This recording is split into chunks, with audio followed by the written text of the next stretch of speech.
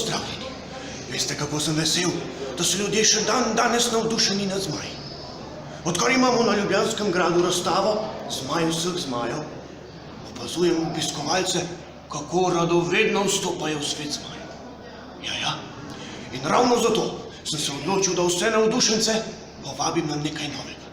Na neko novo dogodivščino, ki se ne bo dogajala samo tukaj na Ljubljanskem gradu, ampak bo potekala po celem mestu, vse do Slovenskega etnografskega muzeja.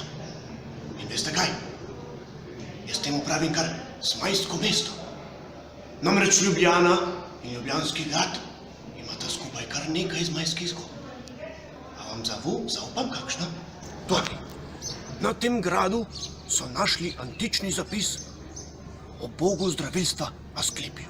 No, in povedal vam bom eno zelo zanimivo zgodbo v zvezi z njim. Namreč izvaja naj bi tako imenovane šok terapije.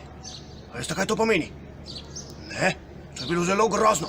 Namreč bolnika so zavezali z vrvjo in so ga porinili in spustili dol po vodnjaku v globino, in ko je bil skoraj na dnu, so pa vodnjak vrgli še bakle, da so osvetile dno.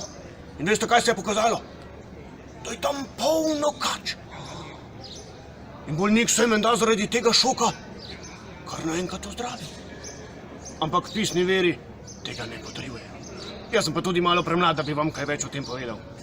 Morda kdaj drugič. Ruzak, sup!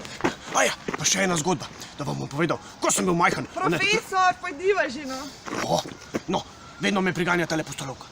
Ampak zelo pomembna informacija. Zmajska pot. 3.6. ob 11. uri. Pridite tudi vi. Odlično bo. Po celem mestu se bomo skupaj pogovarjali in iskali zmajske zgodbe. Ruzak, sul!